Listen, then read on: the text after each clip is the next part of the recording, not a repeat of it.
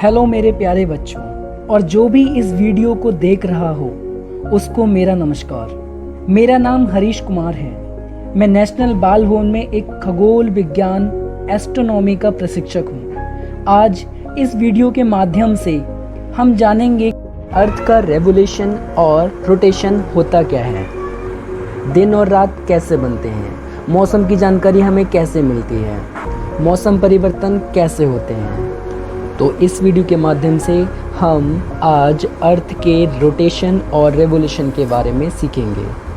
Earth rotation and revolution. तो पहले हम अर्थ रोटेशन के बारे में जान लेते हैं। जैसा कि स्क्रीन पर एक डॉट को ऑब्जर्व कीजिए, ये वेस्ट टू ईस्ट घूम रहा है, तो इस पर इमेजिनरी एक्सिस बन रही है। जब ये डॉट रोटेट करना बंद कर दे तो ये इमेजिनरी एक्सिस वेनिश मतलब बंद हो जाएंगी। ऐसा ही सेम अर्थ में होता है। जो north pole to south pole वो उसकी इमेजिनरी एक्सिस है, और जब ये earth west to east rotate करती है तो यह इमेजिनरी एक्सिस का फॉर्मेशन होता है।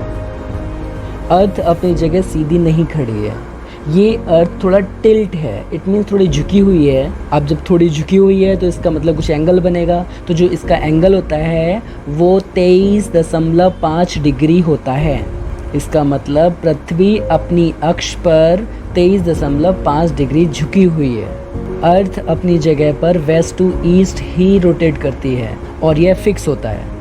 और अर्थ एक रोटेशन को कंप्लीट करने में 24 आवर्स 24 घंटे लेती है। इसका मतलब हमारी अर्थ एक दिन में एक चक्कर अपनी जगह घूम लेती है। अब हम एक एग्जांपल से समझते हैं। स्क्रीन पर आप देख रहे हैं, जहाँ पर वॉल पर लाइट हो रही है वहाँ पर हमें क्लियर दिख रहा है, और उसके बैक साइड में जहाँ पर अंधेरा है, लाइट नहीं पहुँच पा रही है, वहाँ हमें नहीं दिख रहा है। और ऐसा ही सेम हमारी अर्थ और सन के बीच होता है। सूरज की रोशनी में अर्थ के जितने पार्ट होते हैं वहाँ पर होता है दिन, और बैक साइड में जहाँ पर अंधेरा होता है, जहाँ सूरज की लाइट नहीं पहुँच पाती है, वहाँ हो जाती है रात। इसी प्रकार डे और नाइट का फॉर्मेशन होता है। और अगर अर्थ अपनी जगह रोटेट ना करे और एक जगह स्टॉप हो जाए तो क्या होगा? तो सिर्फ कुछ ही पार्ट में दिन और कुछ ही पार्ट में रात रहेगी हमेशा। तो लाइफ का साइकिल भी रुक जाएगा। इसीलिए हमें इससे बहुत फ़ायदा मिलता है जो अर्थ अपनी जगह रोटेट कर रही है, जिससे दिन और नाइट का फॉर्मेशन हो रहा है। अगर सन की रेजेस हमारे ओवरहेड ऑन द स्पॉट पड़ती हैं तो वहाँ क्या होगा? मतलब 12 नून मतलब 12 बजे हैं। इसे बोलते हैं डॉनर डस्ट। अच्छा, डॉनर डस्ट की स्थिति क्या होती है? जो सनराइज़ के जस्ट पहले की स्थिति होती है उसे कहते हैं डॉन, और जो सनसेट के जस्ट बाद की स्थिति होती है उसे कहते हैं डस्क। डस्क के लिए एक अदर वर्ड होता है जिसको बोलते हैं ट्यूलाइट। जैसा कि स्क्रीन पर आप देख रहे हैं कि जब आप ट्रेन में सफ़र करते हैं तो विंडो से हम बाहर के ऑब्जेक्ट को देखते हैं और हमें पता लगता है कि ऑब्जेक्ट पीछे की तरफ जा रहे हैं, मतलब चलते हुए दिखाई देते हैं।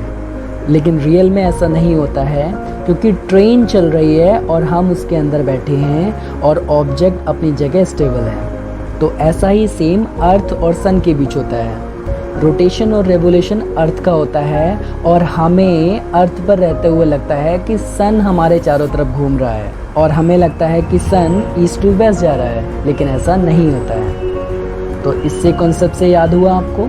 एंड जापान कंट्री को हम dawn city of the earth बोलते हैं।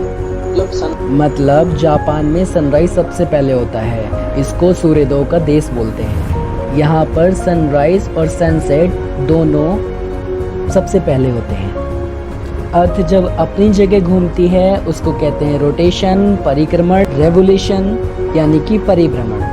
अब आगे हम जानते हैं कि सीजन का फॉर्मेशन कैसे होता है, मौसम परिवर्तन कैसे होते हैं। देखिए, सन और अर्थ के बीच में हम कुछ पोजीशंस की बात करेंगे। पहले हम उत्तरी गोलार्ध में लेंगे सूरज को, उसके बाद हम दक्षिणी गोलार्ध में लेंगे सूरज को। देखिए, जो उत्तरी गोलार्ध में यानी कि नॉर्दर्न हेमिस्फीयर में सूरज की किरणें सीधी पड़ती हैं, यहाँ पर यानी कि जून की पोजीशन है।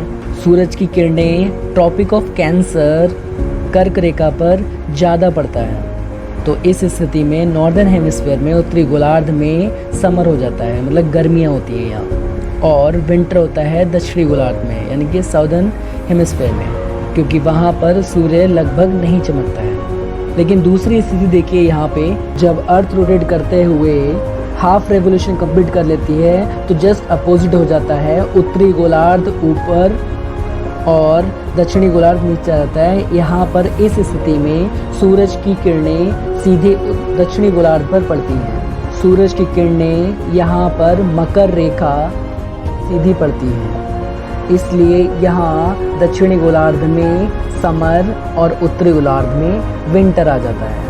और यह पोजीशन लगभग नवंबर दिसंबर में होती है, और आपको पता ही है नवंबर दिसंबर में हमारे यहाँ विंटर होती है। और जैसा कि आप जानते हैं कि हमारी अर्थ अपनी जगह पर थोड़ी झुकी हुई है, मतलब अर्थ टिल्ट हो चुकी है। अगर ये ऐसा ना हो, सीधी खड़ी हो, तो क्या होगा, तो सिर्फ 2 ही सीज़न होंगे, विंटर या समर। अब नेक्स्ट पोजीशन हम डिस्कस करते हैं। जब सूर्य इक्वेटर यानी कि हमारी अर्थ के बिल्कुल सेंटर में होता है, तो इस स्थिति में हमारी अर्थ पर दिन और रात सेम होता है। 12 घंटे का दिन और 12 घंटे की रात होती है, और यह 21 मार्च को होता है। 21 मार्च को सूरज अर्थ के इक्वेटर यानी कि भूमध्य रेखा पर पड़ता है, इस कारण दिन और रात सेम होती हैं, और इस स्थिति को कहा जाता है स्प्रिंग इक्विनॉक्स, जो कि 21 मार्च को होता है। और ऐसा ही सेम बैक साइड में होता है, और ये स्थिति होती है 23 सितंबर, 23 सितंबर को ये दिन आता है, और इस स्थिति को बोलते हैं ऑटम इक्विनॉक्स। तो इसका मतलब ये हुआ कि सूरज की किरणें अगर भूमध्य रेखा पर सीधे पड़ती हैं तो उस स्थिति में दिन और रात सेम होते हैं। तो चलिए चलते हैं, चारों पोजीशन को डिस्कस कर लेते हैं एक साथ में। 22 दिसंबर यानी कि नॉर्दर्न में क्या होता है, विंटर, और साउदर्न में वो क्या होता है, समर। 21 मार्च को क्या होता है, दोनों जगह दिन और रात्रि बराबर होती हैं। जून को क्या होता है, नॉर्दर्न में समर, और 23 सितंबर को क्या होता है, नॉर्दर्न में क्या होता है, विंटर, और साउदर्न में क्या होता है, समर। और हमारी अर्थ एक रेवोल्यूशन 365 और 366 दिन में कंप्लीट करती है। ये डिस्कस हम करेंगे टाइम कैलकुलेशन में। मैं आपको बताऊंगा कि वो एक दिन क्यों बढ़ जाता है और एग्जैक्ट टाइम क्या है। आज हमने अर्थ के रेवोल्यूशन और रोटेशन के बारे में जाना। कल हम जानेंगे कि मून हमारा जो नेचुरल सैटेलाइट है वो क्या है, उसके फेसेस कैसे हैं, वो क्यों छोटा बड़ा होते रहता है। So thank you so much for watching this video.